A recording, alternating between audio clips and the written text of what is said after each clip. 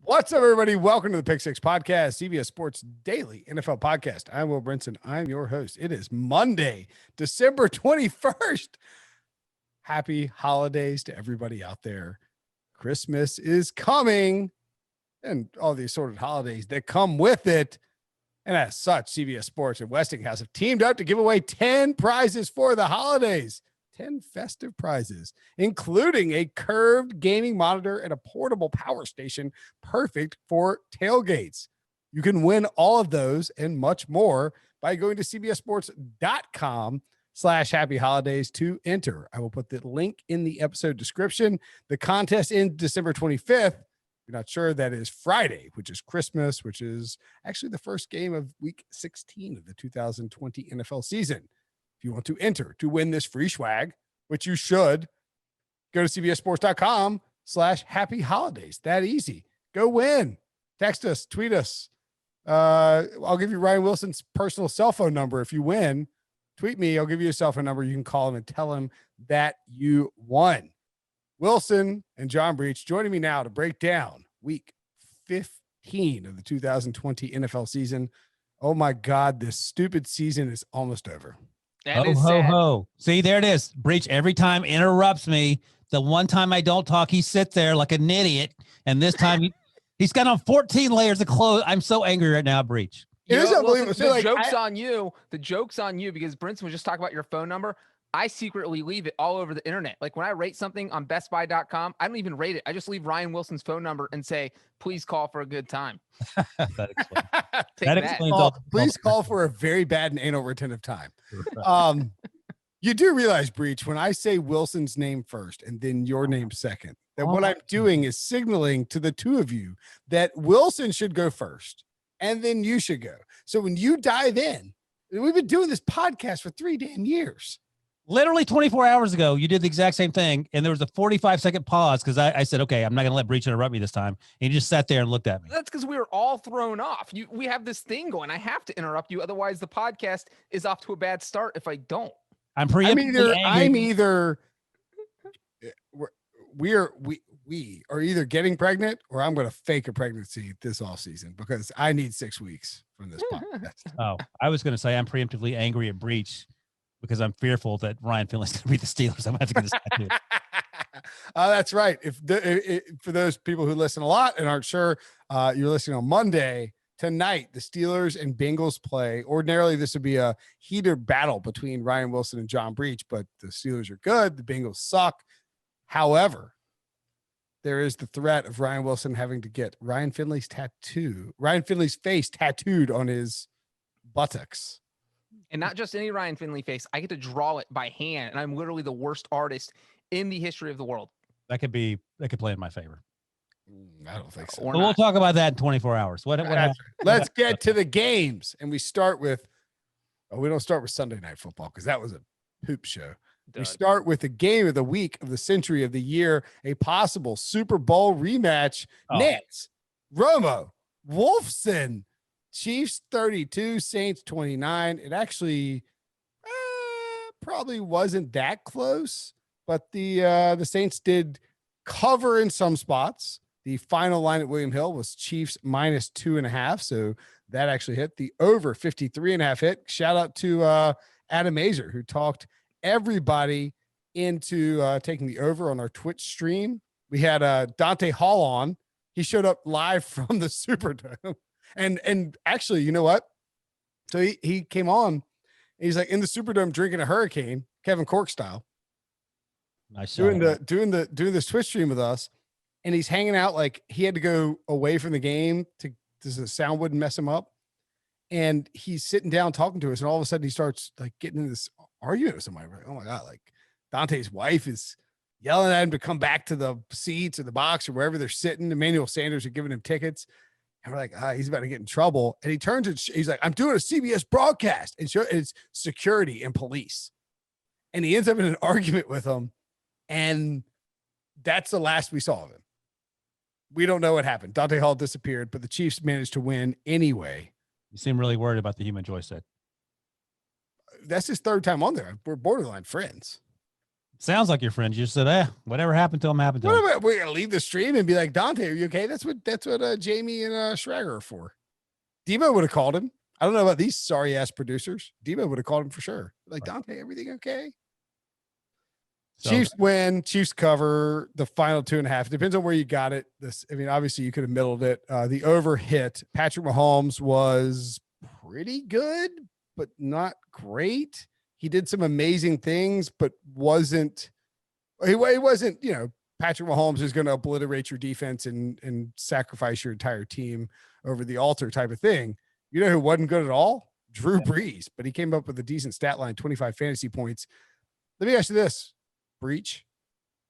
Did Brees come back too early, or do you think coming back the way that he did will help prepare the Saints for the playoffs? I think he came back too early. I actually wrote something on Friday in the newsletter, which everyone should subscribe to, why I thought it was a bad. May I recommend you give an address for that? What's the address? I have no idea. cbssports.com/newsletters. There you go. I think that's what it is. You sign up for all of them. I don't read it. Wilson, yes. Do you read it? Do you read Breech's newsletter? No. And also, if you would have gotten another possibly winning parlay. It was Packers money line, Chiefs money line, Steelers money line. So when the Steelers hit tomorrow, but anyway, like plus 150, I think. Wow, that's pretty good. Pretty good. If the Steelers hit. Good. So anyway, I did write this on Friday that I thought it was a horrible idea for them to start. First of all, Jay Glazer had this insane report on Sunday morning about Drew Brees, that Drew Brees he's not 100%, and he didn't even know how healthy he was because he couldn't go in for another x-ray because he'd already been x-rayed 3 times in the past month, and they couldn't afford his body to get any more radiation. So like, how crazy is that they're saying, yeah, you can't get another x-ray, man. You have to go by feel. So Brees had to literally go out and throw, decide that he could handle the pain, and then apparently him and Sean Payton decided during the week that, yeah, it's good. You're going to play Sunday. We're all good to go. So that's bonkers. But we saw how rusty Drew Brees looked. All right. They lose anyway. So now you risked kind of re-injuring him.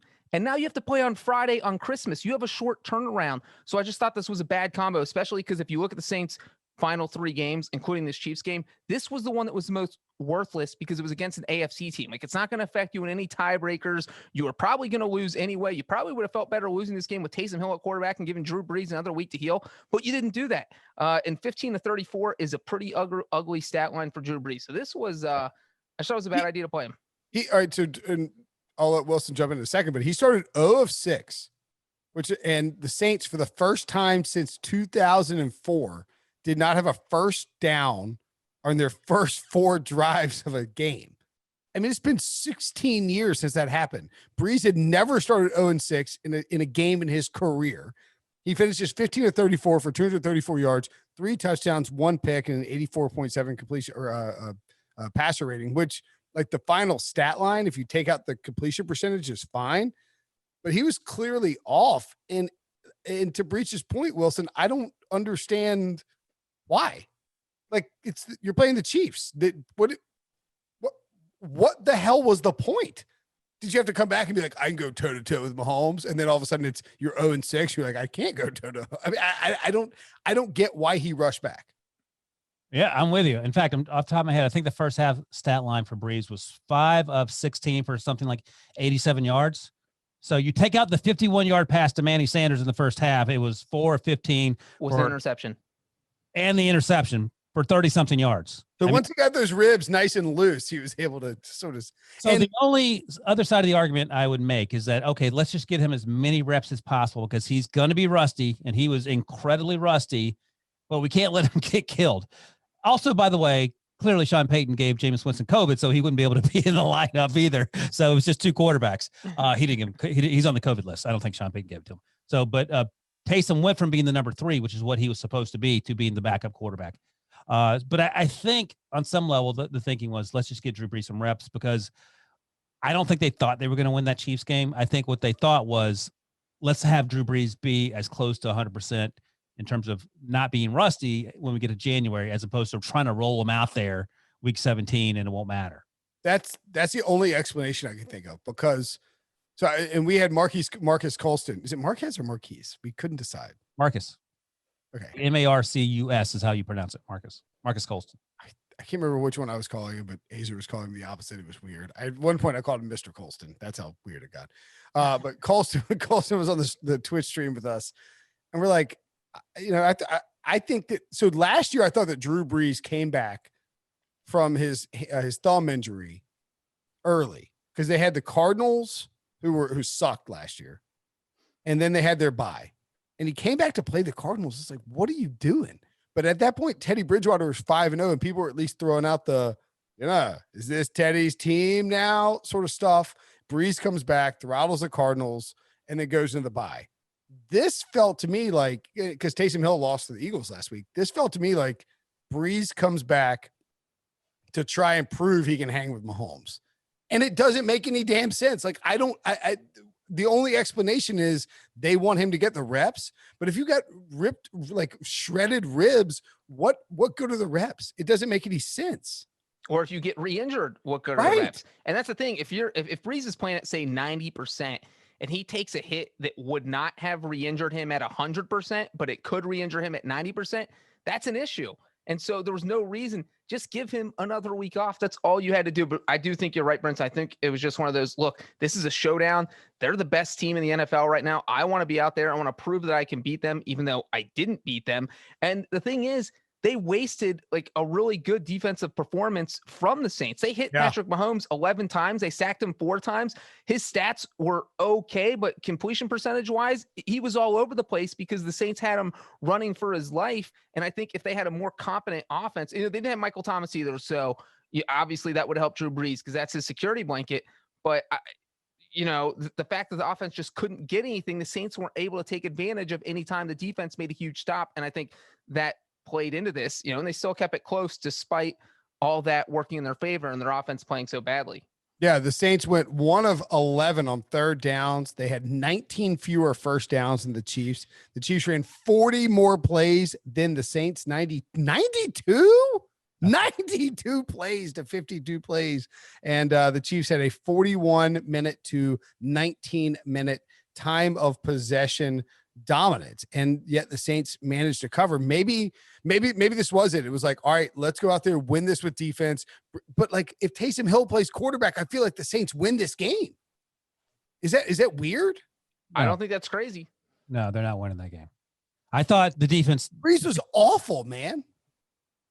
Yeah, but Wilson, you said his first half stats. Could Taysom Hill have done better than that in the first half? Yes, you could have done better than that in the first half. All right, maybe I should be the Saints. And there is something to be said, by the way, for the Breach noted this, that the way the Saints defense played, because that's important for teams facing the Chiefs going forward in the playoffs. Also, I'm going to start calling Kansas City the one score win Chiefs because they don't beat teams by more than one score. And it's been God forbid you mentioned the Browns might hang with the Chiefs. Anyway, we'll get to that in a minute. But on Kansas City. Yeah, that's just you trolling. Wait, on Wilson's note, we have a fun fact here. The Chiefs are the first team in NFL history to win 6 straight games by 6 points or fewer. Wow. Yeah. It's gonna catch up to them, I'm telling you. So are we gonna call the Chiefs for regression next year? Because that's what we did with the Packers last year. Call it this year. They're playing with fire. I'm just telling you. No, I agree. They are playing with fire. You are pulling a Russell Wilson. Now their defense, I think, has been playing better. Clyde Edwards-Helaire, suffered what could be a serious injury. We don't know the extent of it. If they've got to lean on Le'Veon Bell to be their primary running Bell back, left with an injury too. Yeah, I mean, like if they have no running backs, I mean, I guess the argument is last year they had no running backs on the Super Bowl. I mean, our boy Damian Williams is pretty good, but Mahomes 26 of 47, 254 yards, 3 touchdowns, no interceptions. Kelsey 68 receiving yards and 1 touchdown. The leading receiver, Tyreek Hill, 6 catches, 53 yards and a score, which is very un-Tyreek of him. I mean, look, the Chiefs got the win. They're 13-1. But I do think at some point, if we're going to sort of like, rub the Steelers' head and be like, oh, y'all were 11-0. That was great. Like, we got to do the same for the Chiefs. Like, they're 13-1, but as you point out, they won 6 straight by 1 score. We've been saying that. At least me and Breach have. I know we were talking about the Panthers 2-point win a month ago, and they beat the Broncos by 6 points. Those are teams you got to be blowing out. I will say that the one difference, though, and I think we have brought it up at least once, is that of these 6 games, there was never a point where I felt like the Chiefs were going to lose. You know, like with the Steelers, they've been playing with fire. We're saying they're eventually going to lose a game. They lost 2 straight. With the Chiefs, either of these games are like the Saints, where they're up by 2 touchdowns. The other team tries to make a desperate comeback at the end. Even when they fell down by 10 to the Dolphins, they eventually got up by 2 touchdowns before the Dolphins tried to make a desperate comeback at the end. So they don't close teams out well. But I just haven't felt like, over the past 6 weeks that they were going to lose any of these games. Now, going back earlier, though, it felt like they were going to lose to the Chargers, but that's before we knew Anthony Lynn's plan for late game implosions. I should have known it from the year before. But I do think when you look at the AFC playoff field, and whether you want to throw in the Miami or Baltimore, and then you add in Cleveland, Indianapolis, Tennessee, and Buffalo and Pittsburgh, I mean, you're not somebody's you're gonna slip up at some point if you keep it too close. I think the idea that the Chiefs are just going to run roughshed over the rest of the AFC is wild. I mean, they're plus 170 to win the Super Bowl. The Packers are 6-1, and the Saints are almost 9-1 at William Hill after Week 15's action. I think the Chiefs are the best team in football. If Mahomes gets cooking, they're going to be impossible to stop. But they had to come back in every single one of their games last year in the playoffs. I mean, the good news is you have Andy Reid and Patrick Mahomes. That solves a lot of problems. Yeah, I just don't know that you prefer walking a tightrope if you don't have to. But I think Wilson's the one who's been saying all year there's no great teams. And so that's the thing, is that the Chiefs are the best team, but it does feel like there are 2 or 3 teams in the AFC that could beat them. So if they have an off day, and when you throw in the ball all the time, you're slinging the ball around, you can have an off day, especially when you're playing in January and there could be 30-mile-an-hour winds at Arrowhead Stadium and 5 inches of snow. Or the ball bounces funny because it's an oblong leather, football. Anyway, let's get to teams that could possibly beat the Chiefs, starting with the Jets, who beat the Rams 23-30. Or excuse me, 23-20. That's how bad the Jets are. I thought they lost anyway. The Jets won. Or did they? 23-20. Jets cover the plus 17, the under 44.5 hits. God, why did I take that? Jared Goff, the top fantasy performer here. The Jets are the first winless team in NFL history to beat a 9+ win team on the road. My question for you, Wilson, our senior NFL draft analyst, was this a win or a loss for the Jets? So Rob Arciero, the producer in Stanford, said this was the second biggest upset in Jets history. The first one being Super Bowl III when they beat the Colts with Joe Namath. And I think that's probably right. This is a huge win. And not only is it a huge win, the point you're getting at is that now they are the number 2 pick in the draft. And the Jaguars, if the Jaguars lose out, the Jaguars have the number 1 seed. That's right. Number 1 pick, excuse me. Number 1 pick. So the victory on Sunday against the Rams team that raises, I've never been on the Rams bandwagon. Now I have even more questions. Now means, you won a football game, Adam Gase. By the way, the most Jets thing ever is if Chris and Woody Johnson fired Adam Gase after the first win of the season because he ruined the Trevor Lawrence sweepstake. This is the ultimate Pyrrhic victory breach because now the Jets are, I mean, can you imagine, what if, and this is, I'm not saying that this is the case, but what if Justin Fields is Ryan Leaf and Trevor Lawrence is Peyton Manning? Let me add to that. I was talking to a scout a few weeks ago whose team might have a top 10 pick. And he said, I am very nervous about being in a position where I have to say to the GM, we can take Justin Fields. I don't want anything to do with Justin Fields. And the addendum to that is my weekly mock draft comes out Tuesday with the number 2 pick. The Jets ain't taking Justin Fields. You have to tune in to find out who they're going to take. Zach Wilson? I'll tell you, just because I want to see Breech's face. They're going to take Penei Sewell, the best offensive lineman in the draft, which screws things royally for the Bengals at number 3. Double down on Sam Darnold. If the Jets don't take a quarterback, their fan base will quit on them. If they didn't already quit today, can you imagine sitting through 0-13 and all you have going for you in your Jets fan life is you know what? I don't care if we go 0-16. We'll get Trevor Lawrence. He'll turn the franchise around. I'll suffer through this one sucky year to get a quarterback who's going to be here for 15 years. And all of a sudden you beat the freaking Rams. And now you're probably not going to get them because the Jags are probably going to just you're not getting starters. I mean, Jacksonville, you start like your left tackle at quarterback next week, right? Like you are not trying to win any games at all if you're Jacksonville. Oh no, this is great news. Not only is it great news for the Jaguars, that Jaguars job, GM job, maybe the coaching job too, becomes way more attractive. God, ton of draft picks, Trevor Lawrence. The weather's not terrible. You might be going to London. I don't know if that's a selling point or not, but that's something. And it'll be easier to get free agents there. If you know you have you're not, no offense to Gardner Minshew, but Gardner Minshew's not the face of the franchise going forward. I mean, there are a ton of reasons to like it. And I think the Jets are going to be hard-pressed to convince themselves to take someone not named Trevor Lawrence if they're at number 2. I think they have to take an offensive lineman. So very quickly before we dive further into that, my quick research on stathead.com, which we'll see how that pans out, shows that this is the 5th win by a 17 point dog or greater. Dude, Breech tweeted this out. Why don't you just ask Breech for the tweet? Well, it would have been nice if he'd mentioned it instead of yammering on about the Bengals. That was me. I put it in Slack. I'm not getting Slack alerts. This is driving me nuts. Nothing is working. Everything sucks in 2020. My Slack alerts don't even show up in the corner. Oh man yells at clouds. Brinson, tell your fun fact because I didn't bring it up. Oh my God, it drives me insane. Anyway, go ahead. It's still worth bringing up.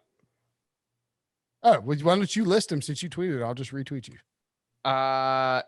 This is tied for the second biggest ever since the schedule expanded to 16 games in 1978. That's just kind of a good cutoff point because records are kind of murky before that. The 2 biggest were 17.5 points. Jets closed as a 17-point underdog at most places. I think it did actually get up to 17.5 at a few books. So you're talking about this is tied for the second biggest upset of the past 42 years. So that is just how insane this is. And really is kind of a slap in the face of the Rams, who are horrible now, right? Yeah, that's what's being lost in this. Trevor Lawrence is the story. Is story number 1. Story number 2 is the Jets only won a game. Story number 3, a distant third, even though it's maybe more important right now, is that what are you doing, Rams? Yeah, that's I didn't. So we were doing the live Twitch thing, watching the Chiefs and Saints, and it's like, Jets scored. Well, what are you gonna do? Jets scored. They're gonna come back. And I bet the Rams live a bunch. That didn't work out very well. Yeah, it was 20-3, and I still like there's no way the Rams are gonna lose this game. I mean, they had the ball down, I think 6 points with a chance to come back and win. And by the way, here's how bad the Rams played. The score does not indicate how badly the Jets kicked a 25-yard field goal and a 21-yard field goal. They could have gone for it on 4th and short both times inside the 5-yard line, and they kicked field goals. Gase did go for it late on a 4th and 1. He went for it twice. That's right. In the last possession, they had 3rd down. They had to convert, and they passed the ball to Frank Gore for his only catch of the game. It was insane. And they did a 4th and 1 on the goal line where they fed Frank Gore at the middle. Like, I respect Adam Gase for going down with the ship with his brand. I do think it's interesting. Like, the idea that the Jets would draft Penei Sewell and build around Sam Darnold with a new coaching staff and I don't think Joe Douglas is going anywhere. No, I don't think so either. But a new coaching staff. Think about it. Mekhi Becton, Penei Sewell, and Sam Darnold for one more year. Maybe something happens. Okay, can Penei Sewell just slide to the right side? Yeah, I think Mekhi Becton actually played right tackle at some point in Louisville too. That might be right. So you move Becton to the right. Man, he's been so good on the left side. You can figure. Look, dude, Penei Sewell is a crazy athlete. Mekhi Becton is a crazy. You can figure it out. But you have 2 bookend tackles. Boom. You don't have Justin Fields, so you're not crazy about. You don't know who he's going to be. You definitely draft Penei Sewell over Justin Fields if you don't like Justin Fields. That is such bad. But that's a different story for a different day. The Jets won a game. Now the Jaguars will probably screw it up and beat the Colts in week 17 or something like that. We'll see. But for right now, the Jets are in the number 2 spot. The Rams still control their own destiny. Went out, they went to the division. I think they'll beat the Seahawks this week. And I think Breech. They'll win the division, then they'll be fine. What's the last game? Is it the last game Cardinals? Yeah, I think they win their last 2 games. Then they'll be division champs. But this is So what are the listen, I'll find it. What Breech, do you agree that the Rams will win their last two games? I don't, by the way. Yeah, well, Debo just put the odds in Slack. so good. The division title odds. The Seahawks right now are -200. The Rams are plus 170. So if you do think they're going to win their last two games, I mean, that's pretty good. If what Rams, gives you? We just No, saw. but lose to the you Jets. should. So all right. If you listen to this podcast and you think the Rams are going to win their last two games to win the division, don't bet on them to win the division. Bet on them this week as a dog against Seattle because they're plus 2.5, and to create a money line parlay, but with an open spot, and then bet on them in week 17 too. See what I'm saying? Like the odds will be better than plus 170. Why do we think they're going to win the division? They just lost to the Jets. they're 5-1 in their last 6 games against the Seahawks. They've won 3 straight against Seattle. They just dominate Seattle for whatever reason. They come out and keep doing it. The Seahawks I would play. encourage the Seahawks to come out in Jets uniforms then, and that would be their best chance to win. Well, that might be their best chance. If the NFL allows that, I'm sure Pete Carroll would do it. He's the one coach. Like, yeah, I'm for that. This may have been a look ahead spot for the Rams. I will say real quick How about the far are they yeah, oh looking yeah, ahead? trap game total. This is a trap game. Like You're you making have to- excuses. you just played the Patriots. Now you're playing the Jets and then the Seahawks. But one thing I will say about Sean McVay real quick is that so the last possession the Rams had the ball, they were trailing 23-20. They had a 3rd and 4 at the Jets 37. Got to get a first down. What do? Goff takes a shot deep. So No, 4th and 4. well, hold on. Fourth and No, four. yeah, let me get there. Because then they did it on 4th and 4. So you go deep 2 plays in a row when you only needed 4 yards. So I don't know if McVay, he obviously called the play, but I don't know if he was thinking there's no way Jared's going to go deep twice. That's like the 5th option. He's not, I don't know what the thinking was there, but it didn't make any sense at all because you only need 4 yards. And also on 4th and 4, there's also the option of kicking a field goal. You kick the field goal to tie a game. You go to overtime. You win this in overtime. The Jets are not beating you in overtime after you came back from 20-3. So I thought they just botched that 3rd and 4th and 4 by not even. They could have run the ball twice. That would have been better than throwing it deep. Like this was just total insanity on the Rams' part. They just fell asleep at the wheel. And the 4th and 4 was a bomb to Gerald Everett, the tight end. Yeah. It wasn't even to Cooper Kupp or Robert Woods. I mean, yeah. All right. So what do we think the Rams will be against the Cardinals in week 17? They're going to lose to the Seahawks. I'm all over. That's fine. Just what do you think the line's going to be Where's that game? in Los Angeles? -4.5. Okay. Yeah, Perfect. I think the Rams will be favored. All right. So if the Rams are -4, which the Cardinals are this week, so I'm basically using 2 lines on William Hill to create the same parlay you would get. You'd get plus 217 for the Rams to win their final 2 games. In other words, don't take them plus 170 to win the division because you can get plus 217 to win their final 2 games. If you like the Rams, Ryan. If you like that, that's right. Or parlay all 3. Can't do that. You can't parlay a division win with a weekly game. I don't know. I don't think so. Anyway, look, this is a bad game. You lost to the Jets. This is what the Chargers do, not what the Rams do. Yeah. The Chargers, LA stink is running. Sharing that stadium is not working out for the Rams. They need to get out of there. Ooh, maybe that's what happened. They shared the stink with the Chargers.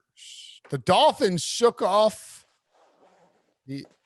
Oh my God. Did you hear that noise? That was John Breech Zipping his undressing in the middle of the podcast. He's taking off his jacket. Thank Oh, God I he has a should shirt have on. pressed mute. Sorry, guys. gosh, thank Not everyone needs to know I'm stripping, but now that the secret's out, tune into YouTube to see what I'm wearing. What's that third nipple? The Dolphins beat the Patriots. Brian Flores pulled out. I mean, this is a kitchen sink. This is Brian Flores Super Bowl.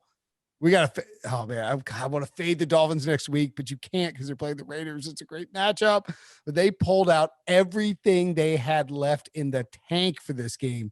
The old hook and ladder. Somebody made fun of me for calling it a hook and ladder. You know what's funny? I called it hook and ladder. People call it hook and lateral as well. It's a Hook hook and and ladder. Oh, and I hate when people correct it and tell you it's called a hook and lateral. Like, do you not see how it got shortened to hook and ladder? Lateral, like that just became the play call because it was quicker. Hook and ladder, hook and lateral. Yeah, I mean, of course it. it's a yeah, of course there's a lateral involved, but either one's fine, pal. You don't, well, in that person's defense, when Freddie Kitchens runs the hook and ladder, he brings a ladder into the field. It complicates everything. It just doesn't work out. It's his quarterback over the head with the ladder.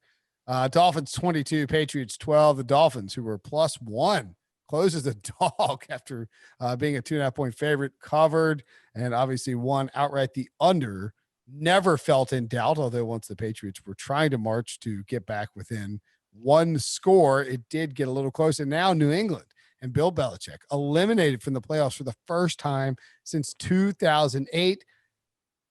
Patriots devotees will recall that the Dolphins won the division that year, and that the Patriots, without Tom Brady, who tore his ACL in the first game of the season against the Chiefs, Bernard Pollard, thanks to Bernard Pollard, won 11 games with Matt Castle and Randy Moss and Wes Welker and Dante Stallworth, and still missed the playoffs.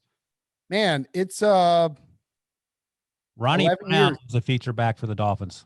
He was running the Wildcat like crazy. Ronnie Brown. Yeah, of course. Wait, was 08 not Pennington? Was 08 the Wildcat year?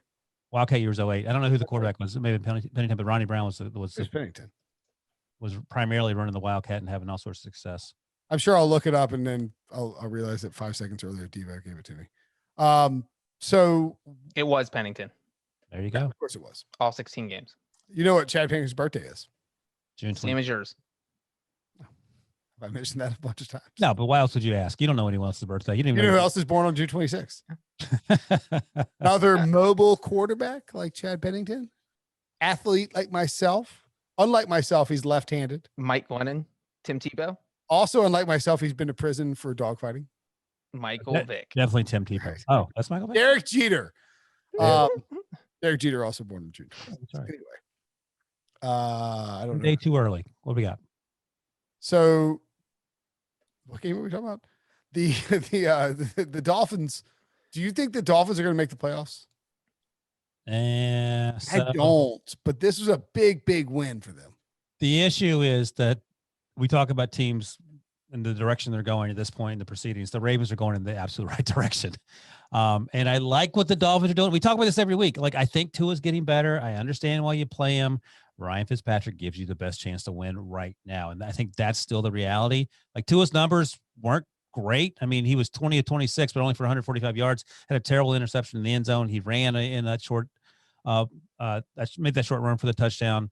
I get that, but he didn't have a lot to do with that team's success. Like, I don't feel like he's quite there yet. He's getting there. But again, if you had a 1-game week 17 play-in game to go to the playoffs, who you starting, Tua or Fitzmagic?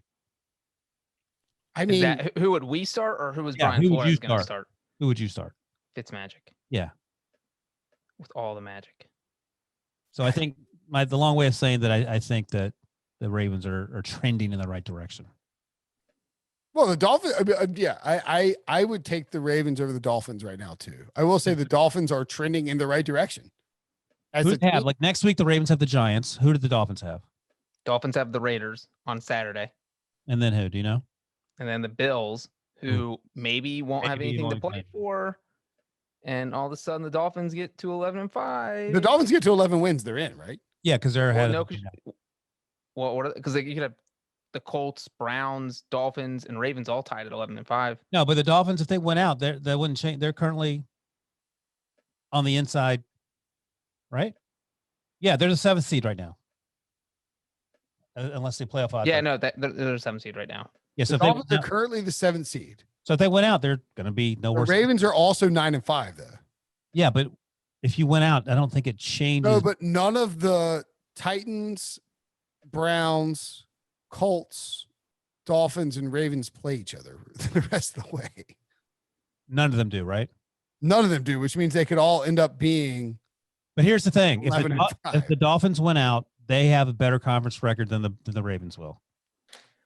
But if, let's say, the Browns finish 11-5 and the Ravens also finish 11-5 and the Colts finish 11-5, the Browns will be the odd man out, because first you do a division tiebreaker and the Ravens have a better divisional record. Yep. And then it would be between the Colts, Dolphins.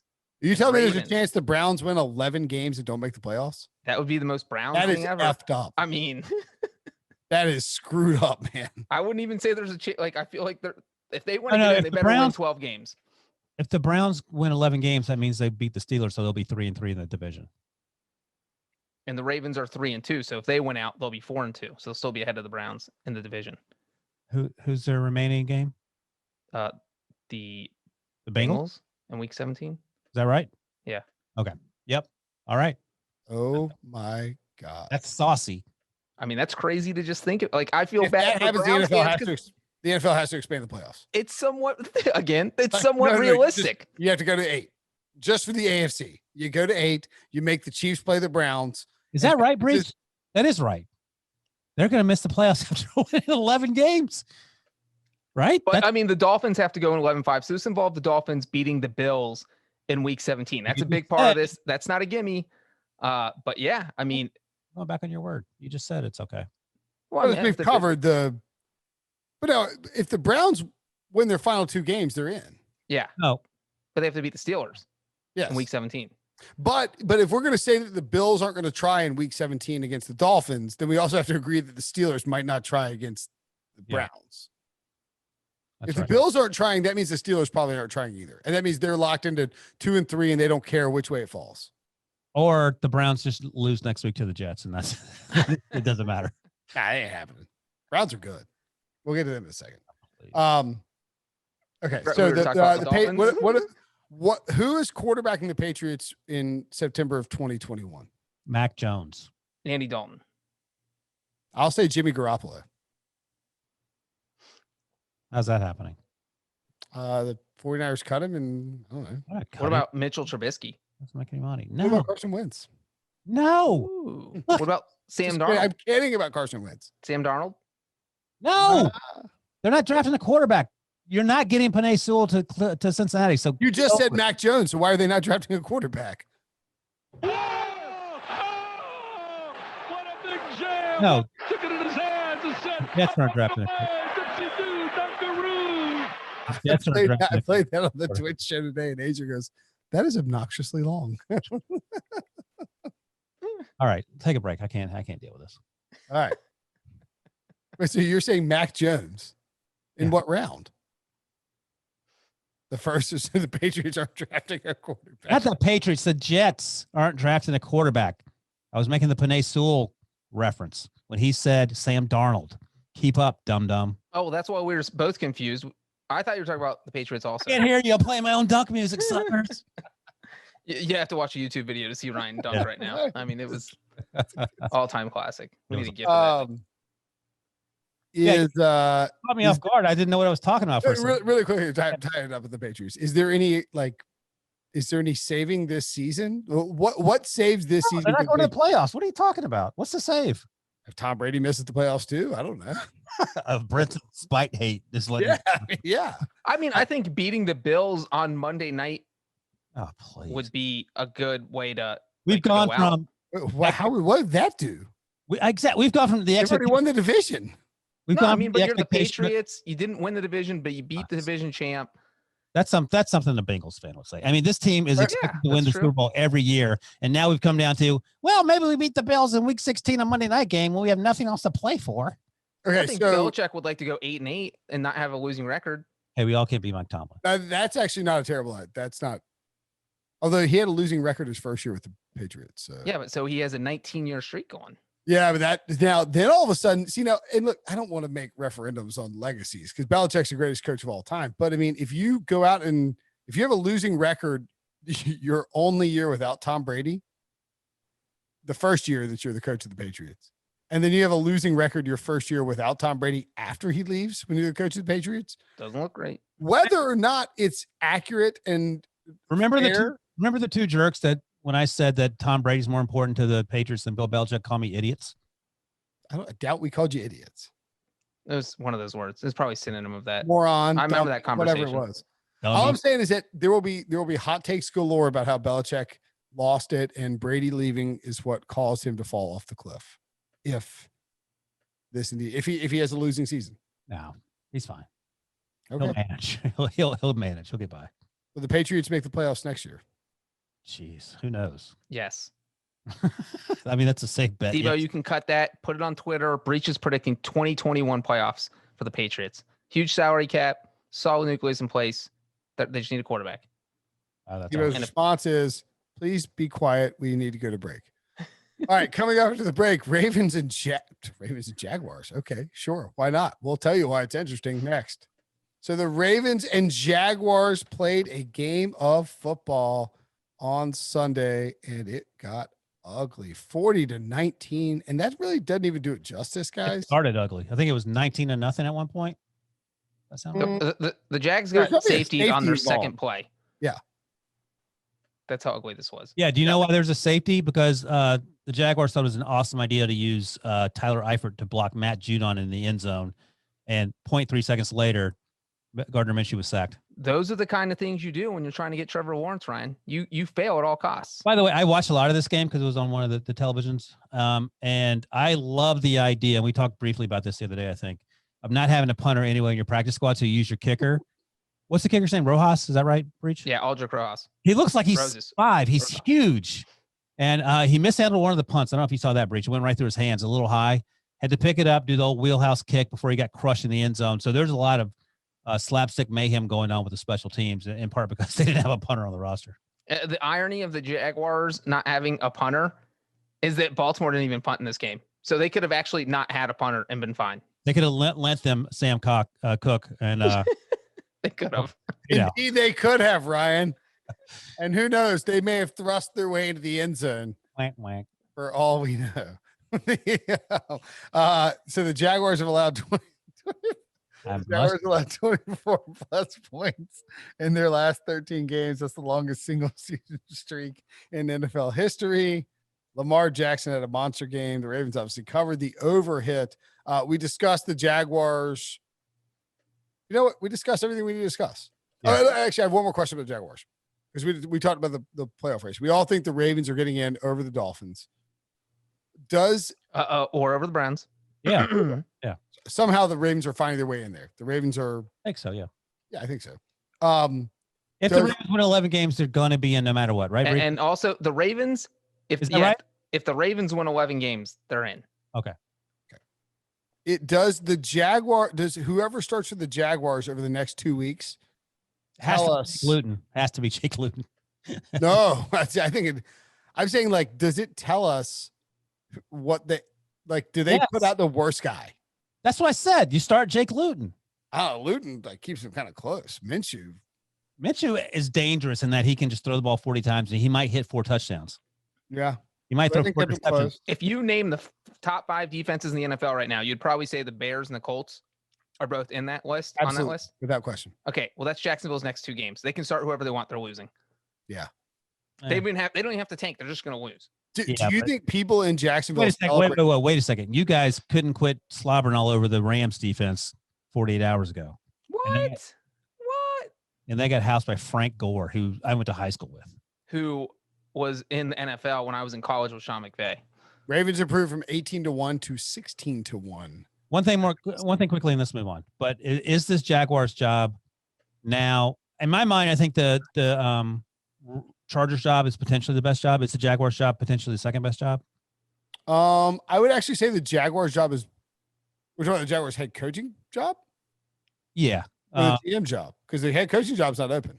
that's why I'm saying potentially, because the GM job, the coaching job isn't open in Los Angeles either. But Well, if let me flip it to see. Would you rather have the Lions job, GM job, Lions job, Falcons job, or Jaguars job? Wait, Falcons, Lions, what? Jags, Or you can throw Jags. Texans in there too. Falcons, No. Lions, Texans. Or no one Jaguars. wants the Texans job. I'm taking the Jaguars job. I'm taking You have Jacksonville. Deshaun Watson. Not only do you potentially have Trevor Lawrence, but You usually have Jaguars. there's no taxes in Yeah. Florida. So it's a money thing too. No, I I'm agree completely. And Pete Prisco's been trying. He's like, they have lots of young pieces on offense. They got tons of talent in there. Trust me, I live in Jacksonville. I used to live in Jacksonville. But he's not wrong. This is a He is good right. job. Yep. And I think more so than like Detroit, Houston, or Atlanta, you're going to be given basically the reins to run things because Coughlin's out, Caldwell's out. Now you might have to deal with the fact that the current iteration of you might have to deal with the Khan family wants to keep Doug Marrone around, but surely you can finagle your way into getting them to change that around. And you have tons of picks, tons of cap space. And by the way, the idea that Trevor Lawrence is upset that the Jaguars got the first pick, Trevor Lawrence would 100% rather live in Jacksonville, Florida than New York City. I don't know where he wants to be, but his family's from Georgia. They can drive to the games. I mean, Yeah, dude, if you're from Georgia, I'm not like saying I'm a farmer. I'm not saying Trevor Lawrence is either, but if you're from down here, you know where you don't want to live? New York City.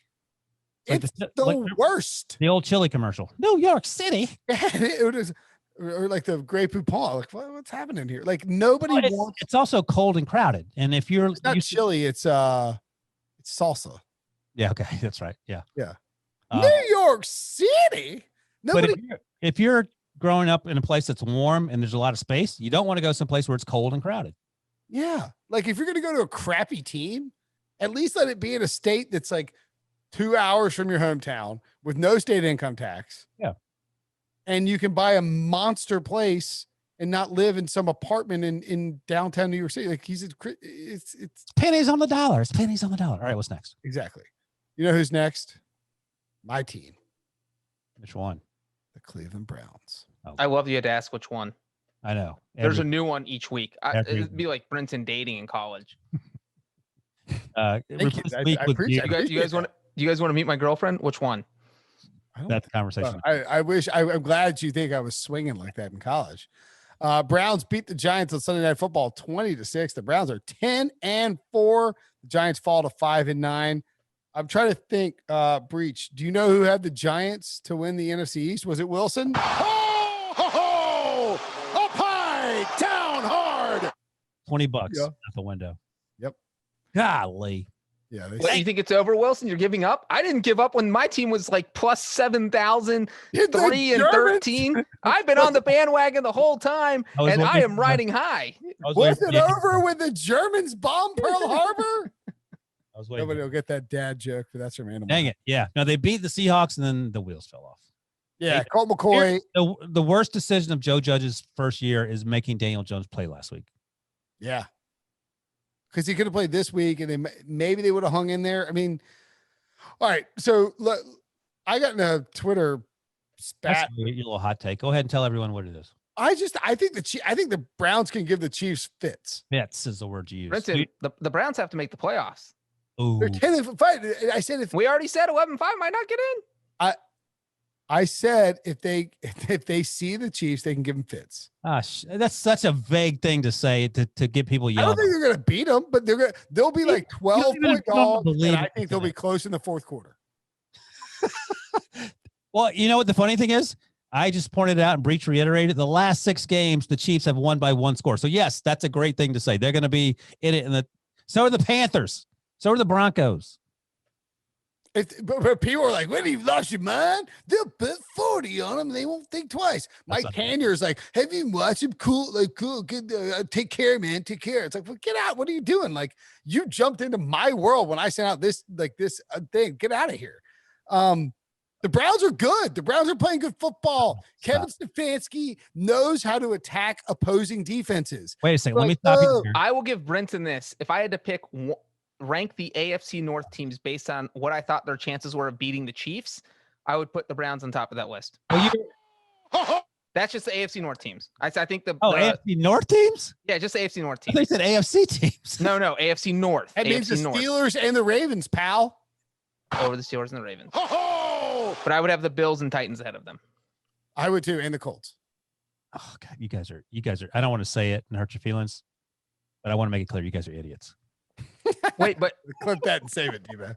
Look, Cleveland didn't run the ball that well. You know why? Let me explain to you why. Because the Giants rush 4 guys no matter what, and they can't get to the quarterback. Baker stood in the pocket all day and just threw to wide open guys. James Bradbury didn't play.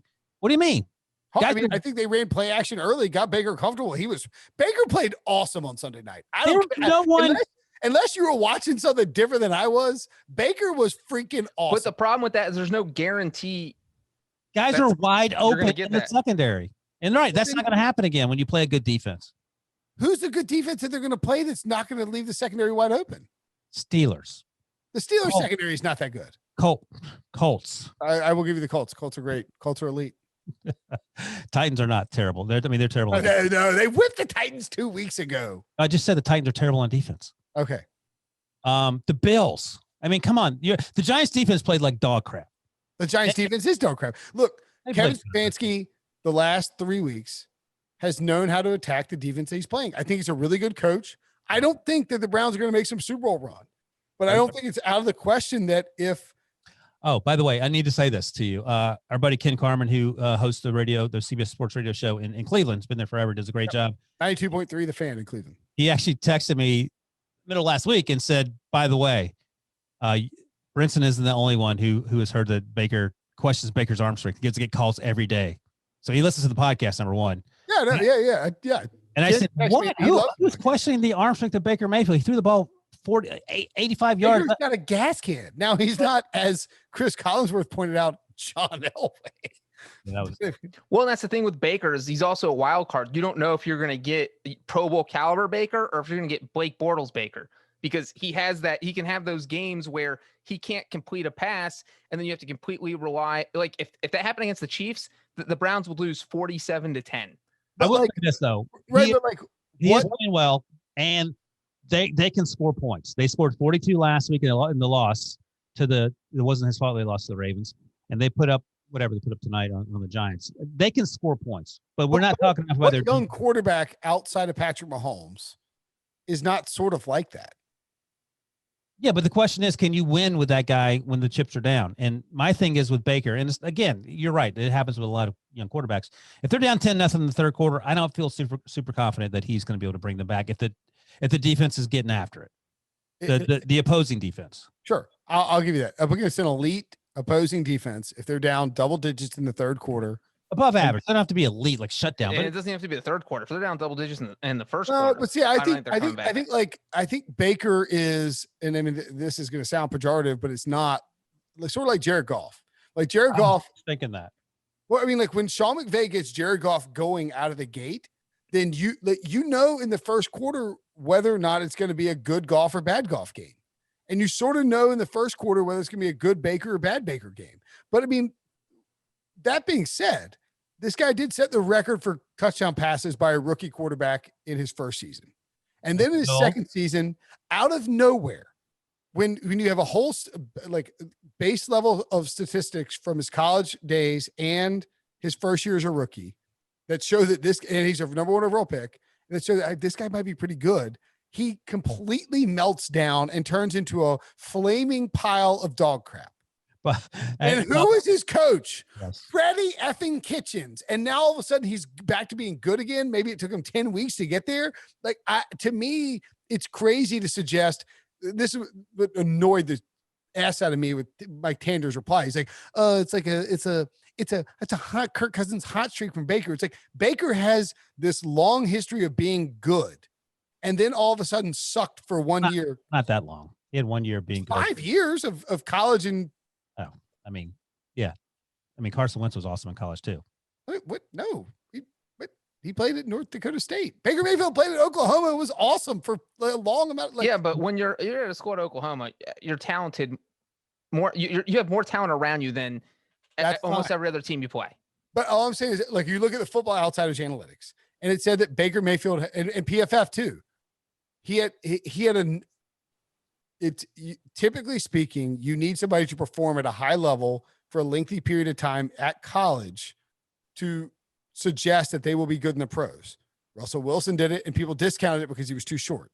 And then he performed at a high level. Baker Mayfield did it, and people wanted to pile on him after one bad year, his second season.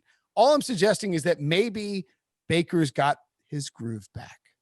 No, it's Kevin. I mean, he's fine. He's a young quarterback. Kevin Stefanski's a great coach. Yeah, I think Kevin Stefanski has much more to do with it. The only thing that's changed is the coach. And by the way, speaking of Freddie Kitchens, what do you guys think of that fourth down call on the first drive? 4th and 5. Sucks. We've established Freddie. We're getting tweets left and right. It's like Freddie outhouse. I don't know that I don't feel like that's a Freddie Kitchens call. That's a Joe Judge has to approve going for it on 4th down. And if your punter or holder is out there throwing the pass, that's a play that was kind of special teams plus offensive play call. Let me set it up so people know what we're talking about. So it's 4th and 5, first drive. The ball's the 8-yard line. Cleveland 8. The Giants are driving. They kick a field goal up 3-0, or they can go for it. So they send the kick team out there, and then the kicker goes wide right, lines up a wide receiver. I think the only legit pass catcher on the field is Evan Ingram, who lines up in the slot on the left. They have this funky formation where the center snaps the ball to Riley Dixon. Is that his name? The punter? Yeah. And the center, the alignment is such that the center is actually eligible, and he runs basically the old backyard play like the center sneak, except he snaps the ball to the punter. The punter throws it to the center, who is triple covered in the end zone and drops the ball. So, Breech, you think that was from Joe Judge, that call? There's no way that play is being run unless Joe Judge okayed it. Joe Judge It's definitely on okayed fourth down. Yeah. So, and he's the special teams, former Bill Belichick special teams guy. and this is like, if you line up like 5 people in like a police lineup and said, pick the person who made this play call, every single person's picking Freddie Kitchens. But to Breech's point, there's no way that with Jason Garrett out with COVID, that Joe Judge gave Freddie Kitchens the green light to run a fake field goal pass attempt like that close on the your holder is throwing a pass to the center. Like that's no. Freddie Kitchens. If Freddie Kitchens gets fired tomorrow, we'll know that he called that play and he went rogue and didn't ask Joe Judge. But if he doesn't get fired and keeps his job, then this was Joe Judge. By the way, if you call that play in the family backyard Thanksgiving Day game, you fire the person who called the play. You kick him out of the family.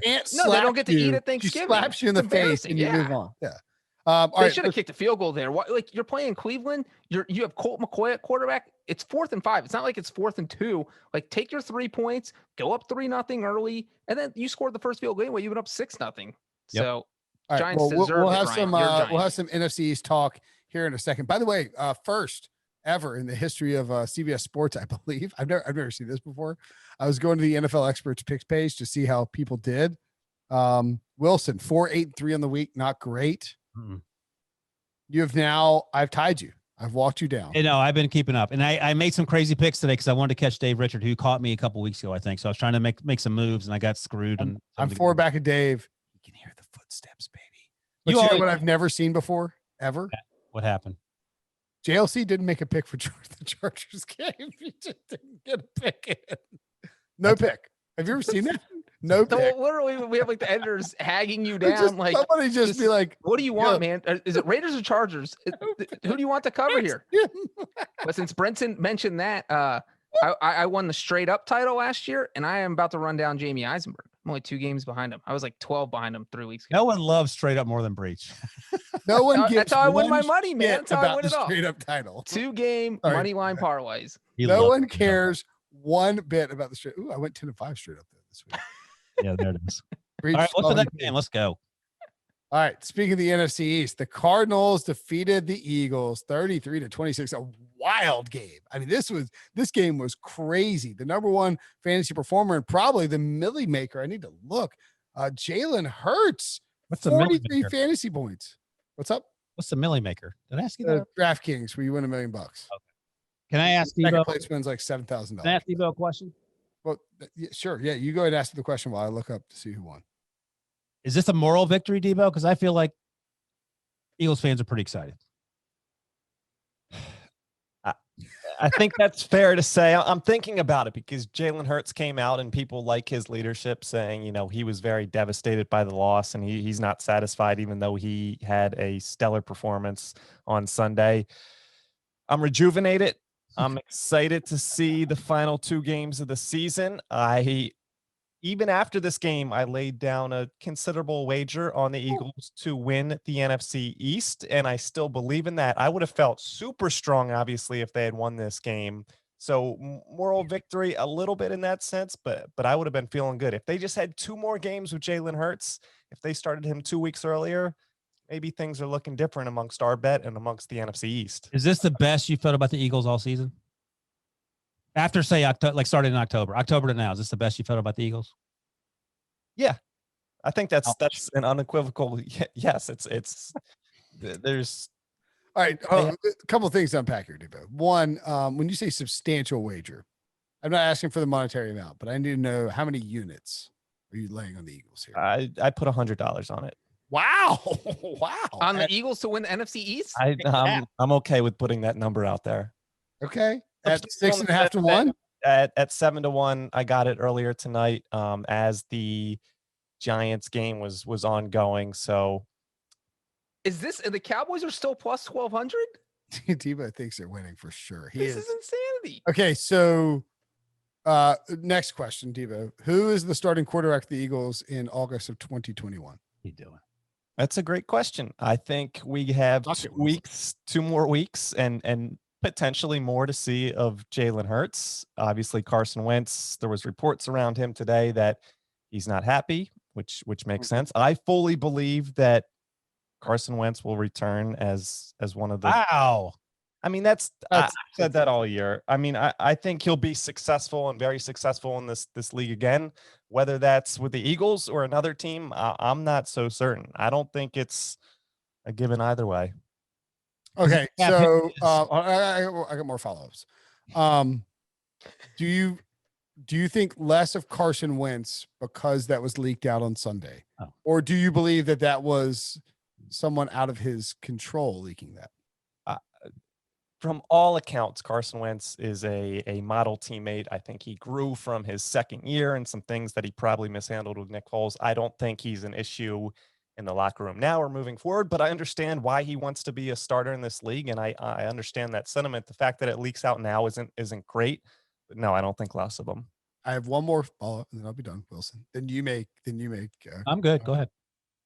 Do you believe that Doug Peterson should have his job evaluated based on the fact that he waited this long to make a move that in hindsight should have been very obvious? I think that's twofold, because you see him improve his play calling and you see just everything about the team seem better with Jalen Hurts. But yeah, it did take too long. And I've said, I think Jalen Hurts is a better quarterback cater for what's around him right now. I'm not discounting anything Jalen Hurts has done. I'm encouraged by it. Obviously, there's people out there saying the Eagles found their next franchise quarterback. I'm not on that after 2 games. But yeah, I wish it was even 2 weeks earlier. That would have done a lot for this organization. I'll just say that the problem with Wentz, and we've talked about this before, is that his dead cap hit next year is $59 million. So is their team taking that on? I mean, how are we sorting that out? So to what Debo's saying, he very well could be a starter. He very well may be a starter in Philadelphia in August, just because they're I guess that's my beef with and I understand that Wentz's agency has a job to do. And I think Wentz's agency is the same group that reps Bortles and Goff. They've negotiated a bunch of great deals. I think it's Agency First, maybe. I mean, look, I'm not trying to source guess here, but come on. That comes out on Sunday morning. It's like Carson Wentz. If he's not the starting quarterback, he won't be happy and he won't play ball. Yeah, why do you care about that, though? I mean, of course he's because it's weak sauce. Nah. It's fine, but I mean, I'm not. I guess I don't. If I'm Carson Wentz, I'm furious that got leaked out there. I would imagine the conversation is, Carson, do you want me to leak this out or not? And Carson said, yeah, go ahead. And I'm sure he wasn't shocked by the development. Well, then that's a bigger problem. I don't, that's not the thing. Look, Carson Wentz needed a break. He's getting his break. Jalen Hurts is playing well. I understand that he's panicking because he's, the guy in Philadelphia, and Nick Foles already won a Super Bowl there. And now Hurts is overtaking him too. But dude, you sucked. You weren't playing well. You're being paid a ton of money. Don't undermine what the team is trying to do in the late in the season. I don't think he's undermining. I think probably he's definitely undermining it. I think everyone in that locker room understands that he's frustrated, and they're like, yeah, we get it. And, Jason Kelce made it clear that sometimes winning football, all the time winning football games is important. Sometimes it means other people have to sit on the bench. I don't think, yeah. Brinson, I do like the fact that you have used the word break with Carson Wentz. I thought it would be much more of a negative connotation with him, but you've used that a couple times, and I think that it's appropriate language for just the type of year he's having. It's a throwaway year. It's a worse throwaway year than a lot of quarterbacks have ever had, but we know what's on the other side of hopefully a break. We don't know what's on the other side of this break, but we know what's in his past, which you hope. I'd love 3 weeks away. That's incredible. Oh, we know. I would say the bottom line, though, is you can't go into 2021 with both of these guys on your roster. How are you getting rid of the $59 million dead cap hit? I don't see how you don't come into 2021 with both these guys. I don't know if they can coexist. How are you getting rid of the $59 million? Brian, I'm not a general manager. I don't have to make those decisions. I'm just saying I'm not going to blow up the chemistry in my locker room. the way you do it is by trading Carson Wentz after June 1st. But that in itself is a fairly sticky wicket in the sense that you have to negotiate a trade and then can't actually execute it until June. Okay. Yeah. That's literally the only way. The only way that Carson Wentz will count less than $30 million in dead cap space against the dead space against the cap next year is by trading him after June 1st. But the twist there is that he has a $10 million roster bonus due on the third day of the league year. And if you want to avoid paying that, then you have to make a decision before the third day of the league year. So it's like Carson Wentz put them between a rock and a hard place. And so it's 59 million dead cap or the 30 plus million if you want to take the $10 million hit on the first day of the league year. Cut him you cannot cut Carson Wentz. The salary cap might go down to $173 million, and he would be $60 million against it. Well, here's the thing. You're not cutting him. You're right. Who's trading for him? Like, who thinks, like, you can say the Patriots, the Patriots just went through the Colts. The Colts. What? Frank Reich? I would rather have Phillip Rivers for $20 million. Yeah. Wait. Wow. Clip that. I'm not clipping that shit. Oh, my bad. Debo's got to go back and beep himself out. That's the funniest thing ever. You made Debo say a bad word. Now Debo's angry at you. What do you guys think of Jalen Hurts so far? Love him. He's like, it's no, I do think what you said, Debo, there's something to it. But we don't need to talk about Carson Wentz anymore. We'll have plenty of time to talk about him Debo never said again this year. Debo never sent any messages about we need to move on. We're talking about the Eagles. That's right. Yeah, the slack's empty right now. Jalen Hurts has looked really good.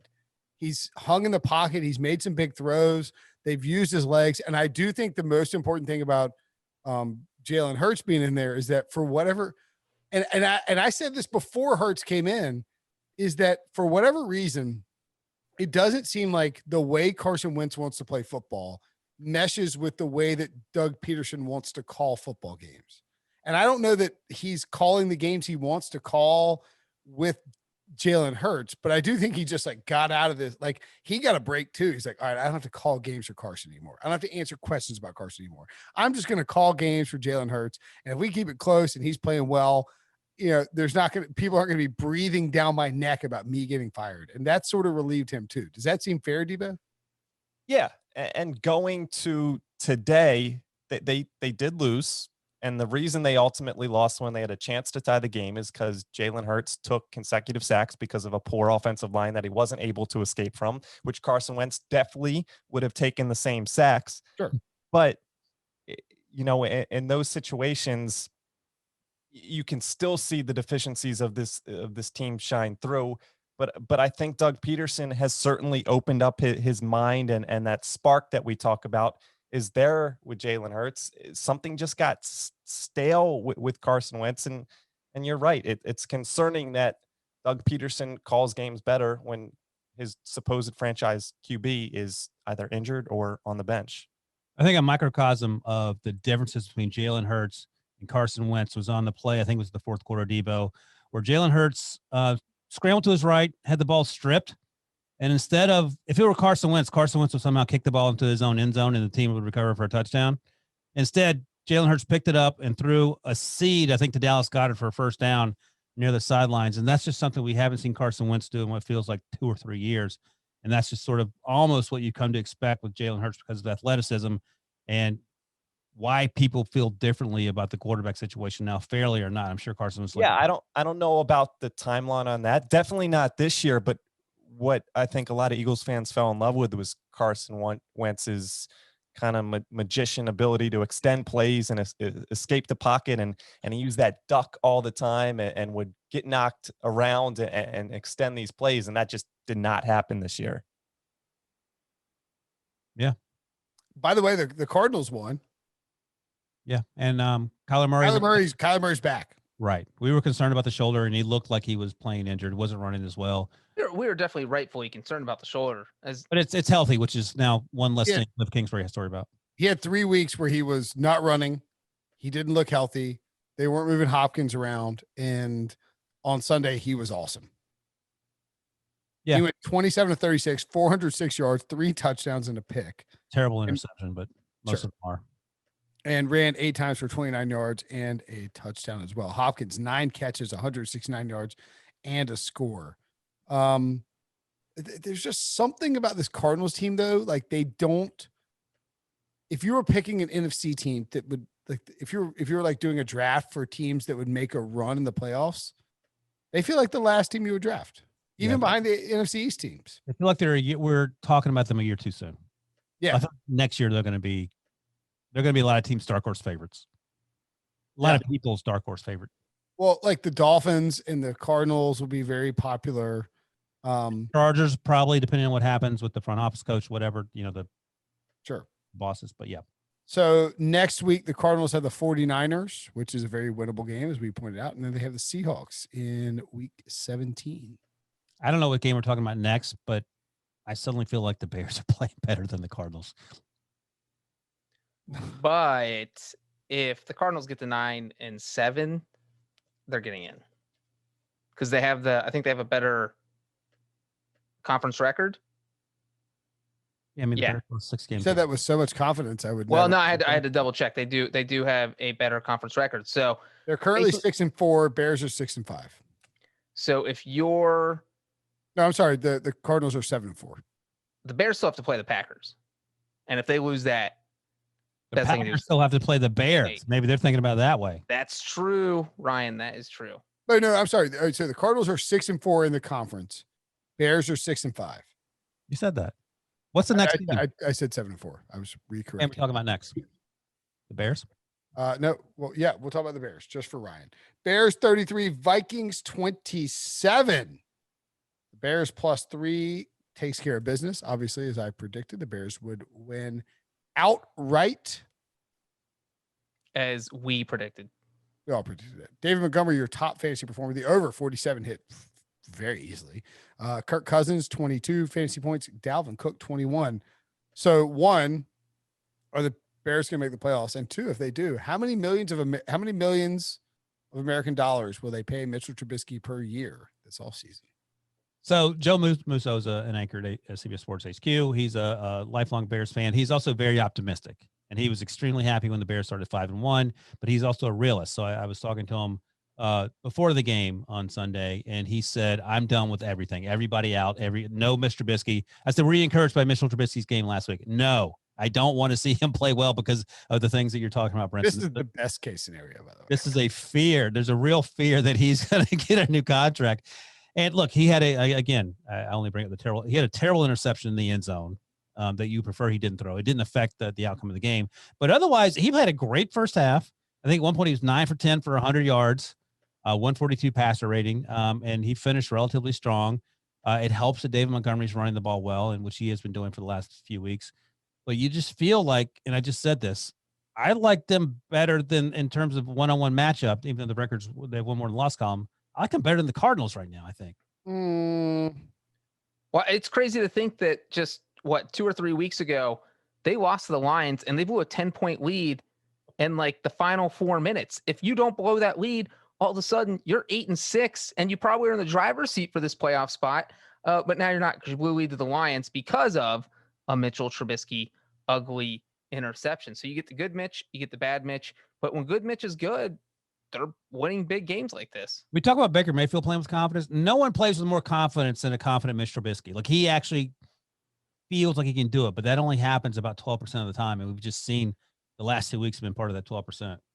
Well, it's funny because you guys said the Cardinals feel like that one team that probably it doesn't feel like they can go too far in the playoffs. But the Bears, if they were able to get in over the Cardinals, just because their defense is so good, they at least have a shot. If Mitchell Trubisky just plays somewhat competent football with that defense, you can almost beat anyone. And they have playmakers. David Montgomery's playing well. They have Mooney, who's been playing really well as a rookie. Of course, they have Allen Robinson. They have guys that can make plays. Okay, so the best the Bears can get to 9-7, right? Yes. Yeah. They got to beat the Packers. Okay, so looking at this right now, if they're both tied, I believe the Bears would beat the Cardinals out for the 7th seed. If they both go 9-7. Yes. Or 8-8. Yeah. Would it be strength of victory or common games? What is the tiebreaker here? Tiebreakers are. All right, no, I'm running it through the playoff machine. It's not showing up what the tiebreaker would be. Because they would both go 7-5 in conference. If the Cardinals finish 9-7, that puts them at 7-5 in the NFC. The Bears would obviously have to win out, so they'd also be 7-5 in the NFC. So then you'd have to keep moving down the old tiebreaker list. Which means that it's got to be strength of victory. And number 2 is... Which I don't even know that we can even get. The third one is best win-loss percentage in common games with a minimum of 4, and then strength of victory. Okay, so I'm doing the playoff machine on ESPN because we don't have a playoff machine on CBS. Please don't judge me. I think you have to run every single game to actually get the common game. Right. Yeah. So like that's tenuous, but it does look like the Bears would get in if they finish with the same record. And the Cardinals have the 49ers. So in other words, the season basically comes down to the Cardinals this week against the 49ers. If they lose to the 49ers, the Bears have the Jaguars. The Bears. So week 17, as Breech noted. But again, as Breech also likes to note, that the Packers could be sitting people in week 17. Right, but I'm saying like, so the Cardinals play the Rams, and I know you don't like the Rams, but the Rams are a much tougher opponent right now than the 49ers. I don't hate the Rams. They're inconsistent. Well, here's the wild card is that the Packers clinched the number 1 overall seed with a win against the Titans in week 16. So if they did win, they could bench everyone in week 17. Jordan Love time, baby.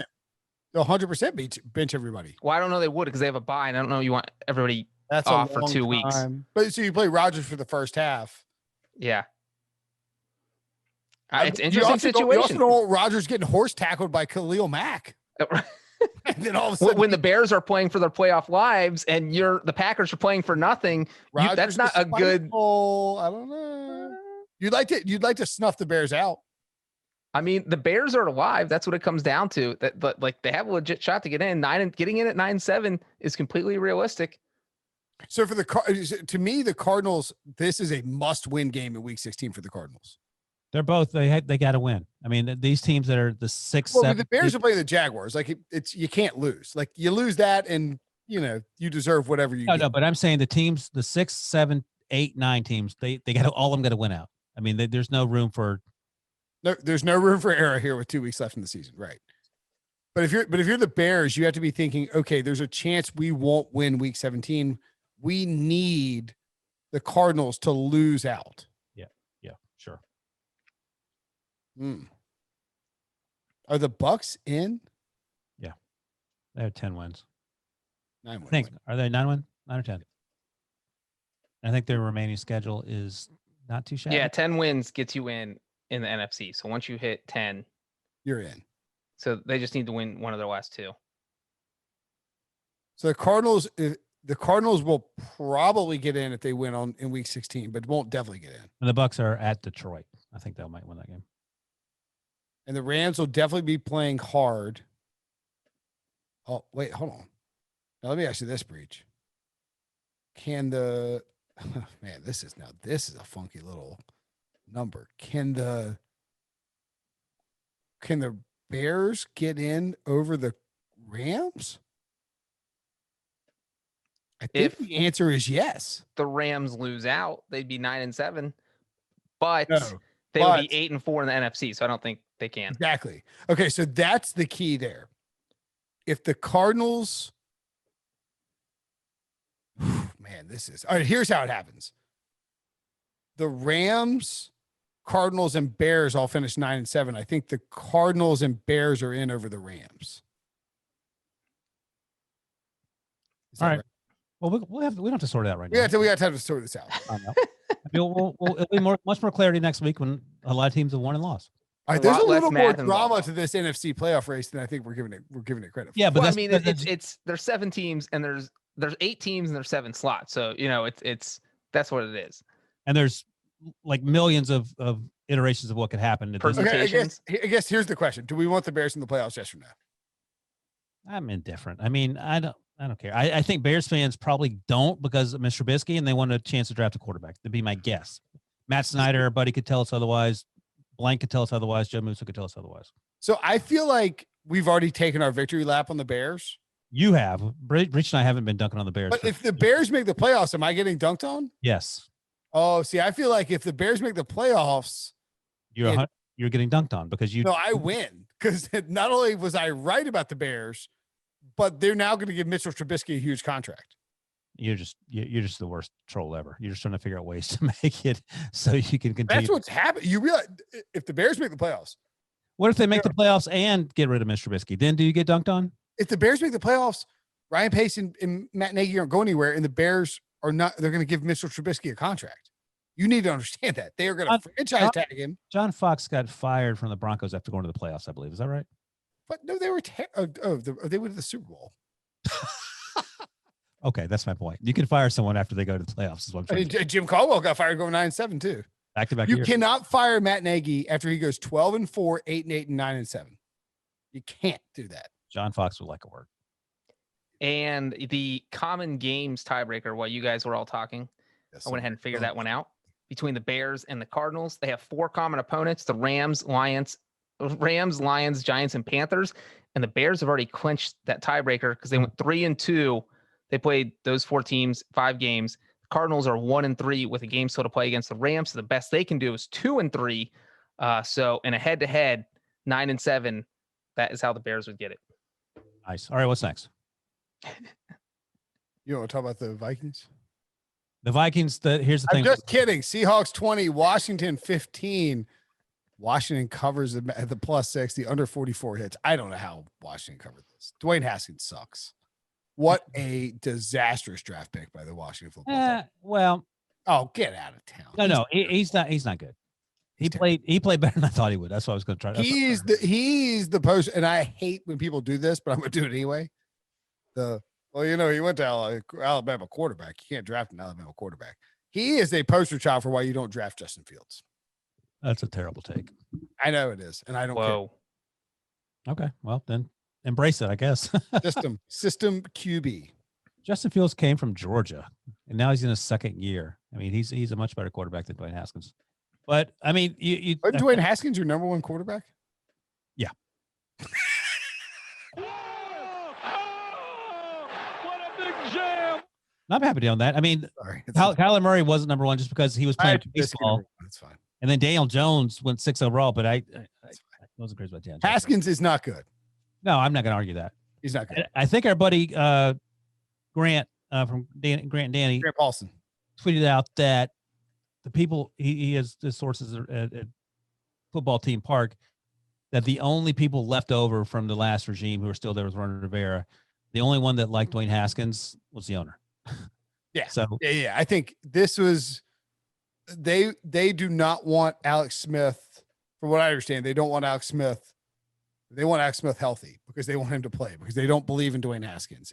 But I do think this is a beneficial little stretch for Ron Rivera, who has gained an immense amount of power in that organization because of how this team has performed, what he's gone through, battling cancer, winning football games, getting them. They're the favorite to win the division by a substantial margin. not substantial, is it? -250 at William Hill. Oh, okay. They are by being able to put Dwayne Haskins out there and say, like, look at this guy. I think he probably has the cachet to move on right now. I think they're moving on anyway because they benched him. I don't think he wanted to put him out here and say, hey, look at this guy. So we're trying to win the playoffs. And also, by the way, he told Dwayne Haskins, hey, man, I got a lot of faith in you. And then immediately called up 2 of the quarterbacks from the practice squad. I believe in you. But what's the saying? Trust but verify. That's sort of the trust but verify. That's how it works with the quarterback situation. They let Dwayne Haskins throw 55 passes in this game. You know why? They wanted his arm to fall off so they could cut him. That's the only explanation. There's only been 6 games all season where a quarterback has thrown 55 or more passes, and Washington somehow has 2 of them now. They also did it. The crazy part is back in week 10. He threw 55 passes, and Terry McLaurin covered his over receiving yards by 3.5. If you tell me Dwayne Haskins throws 55 passes, I'm thinking Terry McLaurin has 150 receiving yards. Yeah, he's not great. He was great in college, but as you noted, that doesn't always translate. So and the flip of that, Brinson, how do you feel about your Washington winning the NFC East pick? You're still in the driver's seat. I feel good. If Alex Smith can come back, I'm fine. But what if next week is also Dwayne Haskins versus the Carolina Panthers? They don't I need Antonio Gibson back. That's what I need. I'm not worried. All right, no Smith and no Antonio Gibson next week. Who are you picking? They'll still win. I think they'll win. Panthers are bad. I thought the craziest thing about this game is if you would have told me that Russell Wilson was only going to throw for 121 yards against this Washington defense, I would have thought, holy crap, Washington just upset the Seahawks. But then you're like, but Dwayne Haskins threw 55 passes. I mean, this game is stupid. It doesn't make any sense. All right, I think that's a cue to move on then. Do you trust the Seahawks at all in the postseason? Yeah, Seahawks are still my team. I mean, yesterday we talked on the podcast about how Jamie Eisenberg, when asked on HQ who has the best chance of upsetting the Packers, he said the Rams, with the exception of Jared Goff playing well. I said the Seahawks because I think the pass rush is getting better and I'm going to continue to let Russ cook. So I'm riding that since my who did I pick since my Giants pick blew up my face. And I'll just agree with Wilson real quick that I feel like the Titans have been my AFC team all year. I think could lose to anyone and beat anyone in the playoffs. If they lost on first round, could see it. They could go AFC title game, Super Bowl. And the Seahawks, that's how I feel about them in the NFC. They could lose to anyone. Seahawks are the Titans. They're the same team. Exactly. You don't know what's going to show up, who's going to show up. They might score 45 and crush you in the divisional round. They might get shut out in the wild card round. Who knows? That's actually a good comp for I like that. Debo provides a stat to us that says the Seahawks have allowed 17 or fewer points in 4 straight games in the first 10 games of the season. The fewest they allowed in a game was 21. To that, I would say, not to questioning Debo's stat, but we saw this coming. We said several weeks ago that we were going to hear this. The Seahawks have turned a corner on defense. Do you know why that is, guys? Because they played the Eagles, Giants, Jets, and Washington football team. That's why they haven't allowed 20 points or more. They've played crap teams. They're going to get steamrolled by the Rams this week. Steamrolled? I don't know about steamrolled. I mean, I agree with you. They're going to win. I don't know about steamrolled. It just seems a little bit crazy, Brinson. Speaking of steamroll, the 49ers got steamrolled by the Cowboys. What a shootout this was. 41. Cowboys 41. 49ers 33. The Cowboys, obviously, as dogs, covered and won outright over 45.5, hit easily. Was Andy Dalton the top fantasy performer? No, he was not. Tony Pollard was. After Zeke Elliott was a late scratch, Pollard went nuts. If you held on to Tony Pollard in your fantasy playoff race, you are probably heading to the finals. Breech, are your Cowboys back in the NFC East race? They're back in the NFC East race. They were never out of it, Brinson. This is amazing. I said from day one, they had the easiest schedule, so they'd be in at the end. And here we are, 2 weeks left in the season, and they are absolutely in it. I feel as good as at plus 1,200, those odds that Debo put in, it is insane. This team is 1 game out of first place with the easiest schedule of any of these teams, and they are giving plus 1,200 odds. Obviously, they play the Eagles next week and the Giants, 2 divisional games. You win both of those. You get Washington to lose both of them. That's the trouble. Nope, just one. Just one. You only need Washington to go. Washington has 6 wins? Yeah. Yeah, so you need Washington to lose both of them. That's I play the game. What are you laughing at? He's just like, all Washington has to do is lose 1 game. Wait, hold on a second. Actually, no, lose both games. Okay, so 12-1, less enticing. The play of the game for me, and sort of served as a microcosm of the season for the 49ers, is the onside kick at the end that CeeDee Lamb recovered and sprinted back for a touchdown. But then the best part is, so the 49ers attempted an onside kick. CeeDee Lamb runs into the house, and then the 49ers hit a completely meaningless Hail Mary that counted at the end of the game. This game is stupid. The Cowboys won. Tony Pollard's better than Zeke Elliott. They should have never signed him to the contract. The 49ers are a hot mess. They're out of the playoffs. Let's move on. Yeah, Mike McCarthy, save your job. Good job for you, Mike. Bucks. Oh boy. Yeah, boy. Oh boy. Bucks 31, Falcons 27. The Falcons covered, so there's that. The over hit 49.5. Matt Ryan actually had a great game. So did Tom Brady, though, and Calvin Ridley was a big player. But, oh, boy. Is it oh boy? Because you got a shout out from the Falcons social media account for picking the Falcons to beat the Buccaneers. I think it's an oh boy because they had a 27-4 lead or something insane, and they coughed it up again. What is in the water in Atlanta where this team can't stop gagging huge leads? My boy Will Hogan, who's in Raleigh this week, flew out of town, was sitting on. I didn't get to hang out with him, but he was just in town. Will Hogan, my buddy Will Hogan, who I've known for 20 years. Is his middle name Hawk? What? No, Hogan was down there. He was sitting on like the field level seats watching this game, watching Gronk and catching passes from Brady. And I was texting, I was like, man, how can you keep coughing up these leads? They can't. So what is the deal with this team? Let me ask you two this question. You want to continue to be the riding shotgun on the Raheem Morris? No, I'm out. Thanks. Okay. Just checking. I think Raheem Morris is fine, but like, man, this Falcons team, they are not fine. You gotta stop coughing up these leads, guys. I don't even know how you explain it. If you're Arthur Blank, you must just be throwing stuff around the Home Depot warehouse. Like, guys, well, it's just amazing that you go up and down the field for the first 3 quarters, you score 24 points, and all of a sudden, right when the Buccaneers need to get back into the game, you go 3 and out on 3 of 4 possessions after you take that 24-7 lead when you looked unstoppable on offense. Like, it's just mind-blowing that their offense just hits a wall in the second half. And you're up 24-7 at half in the third quarter. In the third quarter. Debo makes the note that the Falcons have led by 16 points in 6 games this season. They lost 3 of them. If I were Arthur Blank, I would be thinking about selling my Home Depot stock for Lowe's stock. Why? Just to change something up. I know we like to dunk on the Falcons for doing this because they do it a lot, but I think this says more about the Buccaneers. And again, why I'm concerned about this team. They blew the doors off the Falcons, but they have not had a good 60-minute football game offensively all year. I mean, they didn't score a point until the third quarter. They only had 60 total yards in the entire first half. Against the Falcons defense. Against the Falcons defense. I mean, this was absolutely an by the way, embarrassing half of football. When Antonio Brown scored, guess what? That was his first touchdown since the touchdown he scored last year with the Dolphins in that 11-day stretch. I was going to say like 2018, but that was his first touchdown in 6 games with the Buccaneers. Yeah, I mean they're. Do they have too many weapons? And that's a stupid thing to say. Like the Chiefs don't have too many weapons because Andy knows how to use them. But I feel like they don't know what to do with all the weapons they have. It doesn't feel like Bruce Arians is doing a great coaching job. But they're going to get to the playoffs. They're going to play. And shouldn't the expectation be more than that with this group they have there? I mean, it is more. It's Super Bowl. You want to get to the Super Bowl. Super Bowl's in Tampa Bay. It's right down the street. You don't even have to leave your house.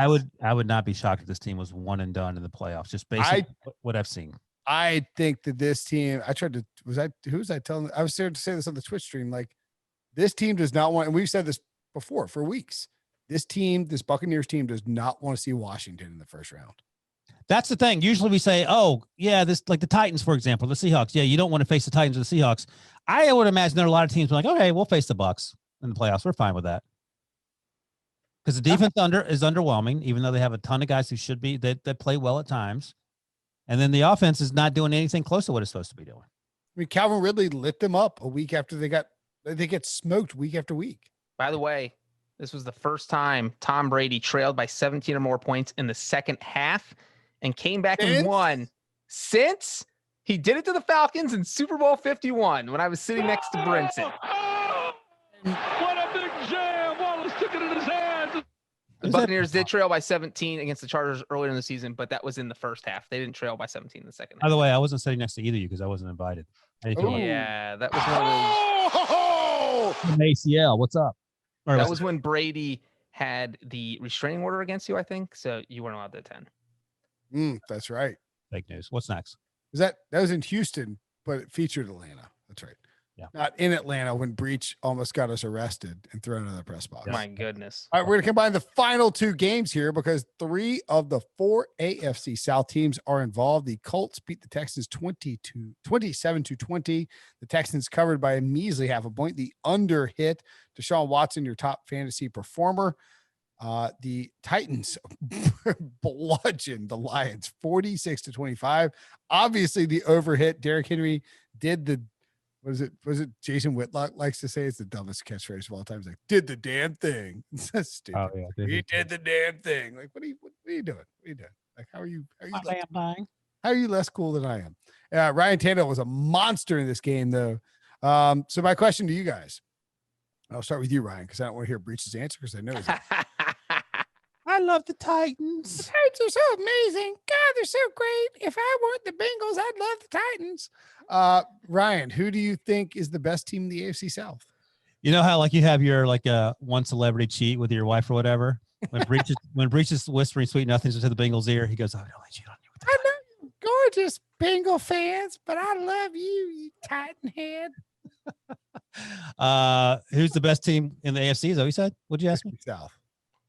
Who's going to win the AFC South? It's the Titans. Like I'm with Breech in that. I know you love Phillip Rivers in the Colts, and the Colts defense has actually been sort of iffy the last 3-4 weeks in terms. They haven't been like, I mean, they got thrown all over in this game.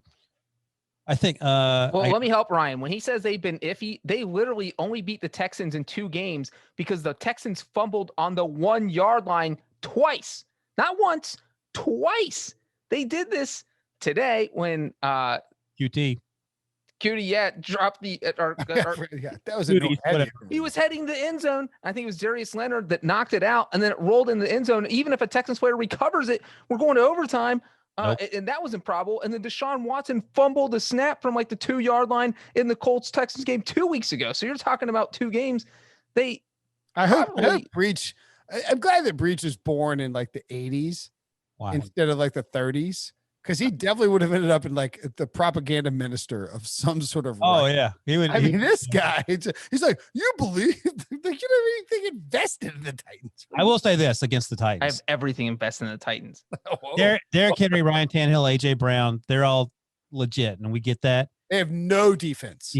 The defense has 14 sacks coming into today and coming into Sunday. Guess how many sacks they had coming out of Sunday? 14. 0 sacks against this piece of crap Detroit Lions team that didn't even want to be out there. Credit to Matthew Stafford, by the way, for playing injured. Like, that's a guy who could have taken in the last 2 weeks off because they have nothing to play for. He's a quiet warrior. He is tough as now. So credit to him. But I mean, that's the issue with the Titans. That defense, there's no question the pass rush isn't showing up because it's not there. Then the matter is can the linebackers and secondary stop people, and a lot of times they can't. Well, it's weird because when we talked about the Saturday games, like for instance, the Panthers, I think, had the 3rd fewest sacks in the NFL. They had 19. No reason they should have been able to dominate the Packers O-line on Saturday. But they sacked Aaron Rodgers 5 times. And that's not to say that the Titans are going to do this. So their pass rush is horrible. It is absolutely horrible. If they lose in the playoffs, it's going to be because of their pass rush. But there's no reason it couldn't just show up for one game. You know, like it will be there eventually, and it's only going to be once or twice. They're going to need it. But right now it is bad. And how many sacks did Yannick Ngakoue have on Sunday? I think 2. He's like 2 sacks away from being the leading sacker for multiple teams in one season. Wow. But we talk about how bad their pass rush is. They're still 10-4. Okay. That's the dumbest thing I've ever heard in my life. All right. So here's my argument. They've scored 30 or more points in their last 5 games. I think the Colts are more likely to beat the Steelers than the Titans are to beat the Packers. That's going to be close. What are the lines on both? I'm not sure, but the Colts are plus 140 to win the division. So you're actually, you should probably just take the Colts on the money line against the Steelers, I guess. I would imagine those lines are pretty close because they're both away. They're both. But think about it like this: if for the Colts to win the division, basically the Colts have to beat the Steelers and the Packers have to beat the Titans. And I would the Colts for the Jaguars in week 17. Yeah, but I think that if you do the money line math, it's probably pretty close. I'm just trying to think if you're better off like betting Packers are minus 200, You're on the Colts bandwagon. I think Breech and I are driving the Titans train right now for the division title. So it's yeah, you're better off just parlaying the Packers and the Colts. All right. On the money line rather than taking the actual division bet. Right. Steelers -2.5, Packers -4 next week. Correct. I have factored that into my equation. All right. Okay. By the way, you mentioned how good Ryan Tannehill played. I just want to be crystal clear. 5 touchdowns. Yeah. 3 passing, 2 rushing. He's awesome. He's in a different world. He's sort of a borderline MVP candidate. Well, Ryan, you know what? I have a fun fact about that. Ryan Tannehill is just the 5th quarterback since 2010 to have 3 passing touchdowns and 2 rushing touchdowns in a game. Can you just it would have been a good idea, Breech. You could any have of the other saved 4? it. You could have saved that fun fact and named Ryan Tannehill your winner for the week. Ooh. You do it anyway. Because he didn't do it, that Breech is a loser. Boom. Ho, ho! Up high, down hard. Wilson, you were going to be my winner this week. Now you're not. That's what. Missed. Oh, and he may have pulled a hamstring or a muscle, and there is complete elation. It hurts every time. Every time. Breech, do you have a winner? My winner is Jacksonville. Oh. They got smoked, but guess what? They are now in the driver's seat for the Trevor Lawrence sweepstakes. That franchise has been such trash for so long. I know they had that one good year in 2017, but if you get Trevor Lawrence, that turns around your franchise, and you're likely going to be good for the next decade. So Jacksonville, I know you lost today, but you just bought 10 or 15 years of success. I'm gonna get crazy here. My winner, the New York Jets, because yes, obviously they won a game, but maybe Trevor Lawrence isn't going to be great. Like, you don't know with these quarterbacks. Some idiot on this podcast thought Dwayne Haskins was right, and they have a path to 9 wins. It's not a difficult path. There you go. So those things can happen. So look, I think the Jets are. What is this take? What is this take? What take? The one I'm making now? Like the Jets are winners because maybe Trevor Lawrence isn't good. We got to cut this one and play it after Trevor wins his 3rd Super Bowl. I'm grasping at straws. They won the game. That's the win in the immediate in the near term. But also, if it means you take an offensive tackle that can help Sam Darnold, that's it's not really a win, but it's something. That's a lukewarm win. They won the football game. That was a win. I actually don't hate that take in the sense that I'm trying to defend a win as being a win, but when in reality, but maybe Sam Darnold's the guy, and maybe this is where it turns a corner and you get a tackle for him, and Joe Douglas gets to build a team, and you don't have to. He's not worry the about. I think Sam Darnold's good. But I'll go down. We'll see. Yeah. So anyway, win the game. That's the win. Speaking of quarterbacks, I love my big winner here. Mitsubishi Mitchell Trubisky. That's right. The Bears are back in the winner-loser circle again, and it's because they won. And it's because Trubisky is the winner. And the Bears are fighting for their playoff lives, and the Bears are going to be in the mix for the playoffs, or maybe just in the playoffs. I hope they are, because if they are, you know what that means, guys? It means that not only are Matt Nagy and Ryan Pace not getting fired, but Ryan Pace is going to be given carte blanche to jam his greasy little mitts all over this franchise for another 5 or 6 years. He's going to get to give Trubisky a franchise tag and an extension. He's going to be in charge of the Allen Robinson negotiations. He's going to be in charge of giving Khalil Mack another contract. He's going to be in charge of drafting 14 or 15 more tight ends, and he's going to screw it all up again. And Bears fans, for the 5th straight year, will whine and whinge about the fact that they should be respected. No, you get no respect. Your team stinks. You're about to sign Mitchell Trubisky to a giant contract after you lose the first round of the playoffs. Enjoy life. Enjoy the offseason. Wilson, any losers for you? Yeah, let's see here. I'm going through these teams. I'm going to go. I don't want to say the Eagles because I think they had more victory. We talked about that earlier. So I'm going to go with the Giants. And I think obviously they lost to the Browns. It wasn't even close. They made some poor decisions. We talked about that 4th and 5 on the first drive where they had the punter throw the ball to the center. But I think they lost last week when they played Daniel Jones when he shouldn't have played. You take that L with Colt McCoy. You come back this week with a healthier Daniel Jones who has 2-3 weeks off to recover with the hamstring. that ship has sailed. They're not going to win the division. They had an opportunity. They were in great shape to do so. They're not beating the Ravens next week. So I think that's a wrap on the season for them, unfortunately. I was going to go with the Patriots because they got eliminated from the playoffs. But I thought, you know what? They've been to the playoffs and won their division 17 of the past 19 years. If anything, we should all be pouring one out for them rather than naming them losers. I was going to do another team, but I don't want to mention because I don't want to steal Brinson's in case I name a bunch. So I'm just going to go with the Rams. Look, you lost to an 0-13 team. That's absolutely embarrassing. Sean McVay admitted it was embarrassing. Anybody who watched that game was embarrassed to watch it because it was just embarrassing. I can only use the word embarrassing so much in a sentence because that's what this game was. If it costs the Rams, if the Rams do not win the division title because they lost to the New York Jets. What if they miss the playoffs? If they miss the playoffs, they're going to beat the Seahawks. You guys are the losers. Losing to the Jets makes you a loser, Wilson, not knowing. Yeah. The only thing worse than losing to the Jets is naming the Jets as your winner. Yes. Oh, mess inside a dumpster fire. Why does that thing play through my I don't understand that. You're the button pusher. I hit the wrong button. I was trying to press the BB button. My loser was also going to be the Patriots, but I thought Breech would take them. I do think there's a case to be made that Bill Belichick will be dogged this entire offseason by people who question his credentials because he's missed the playoffs three times since 2000. Do you know what all three of those seasons have in common?